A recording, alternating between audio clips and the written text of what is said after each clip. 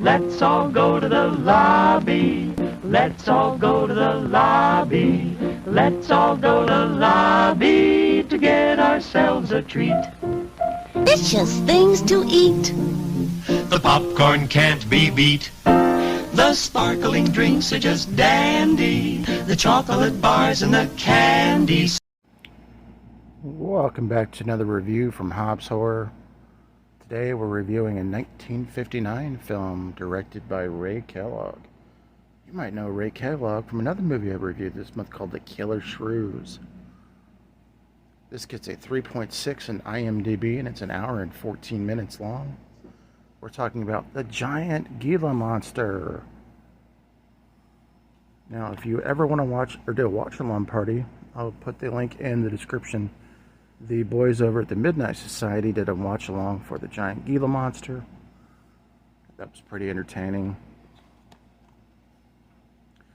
So what happens is we're in this rural town of Texas, and it's kind of like back in the the late 50s where all these hot rods were going around and whatnot, and for some reason this car goes off the road and kids come up missing, but they're not for sure what happened.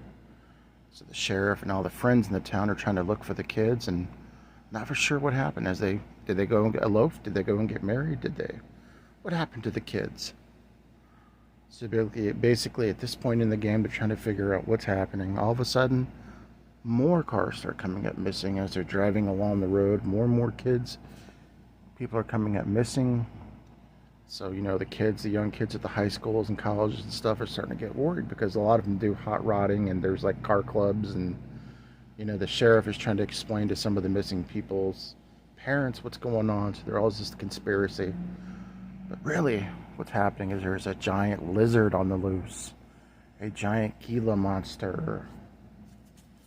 So basically, it all cultivates into this epic ending, and basically, that's the premise of the film. The giant Gila monster loose in the rural town of Texas. Now, this Gila monster is about the size of a school bus, right? So one of the epic scenes where it shows up at this dance and it tries to bust through this barn where this dance is at. And it was really entertaining, in my opinion, more so than The Killer Shrews. Just very fun. I got to watch this one in color this time. It was entertaining. Now, let me give you my overall thoughts. Acting was great. Again, the acting in these films are good. I like the openings, like the giant Gila monster, the Killer Shrews, like that type of stuff is all me, But I had a blast with this one. I know they used a lot of stock footage from different type of lizards and things and whatnot, and that was cool because some of the set design. Obviously, there was toy cars and things in it, but also some of the badass cars that were in the movie were intriguing too, because I'm kind of like a car guy. I like to look at classic hot rod cars and things like that, so that was entertaining. Overall, I really enjoyed this one, more than The Killer Shrews. If I had to say that if there's any downfall on it, I wish I could have seen more of the Gila monster, the giant lizard. The ending, the payoff in the ending was great. I loved the bond between some of the characters. But overall, I really enjoyed this film. Let me know your thoughts on the giant Gila monster. Peace. This is Halloween. But a pandemic out, man, still a Halloween with a big bag on me looking like a trick-or-treat.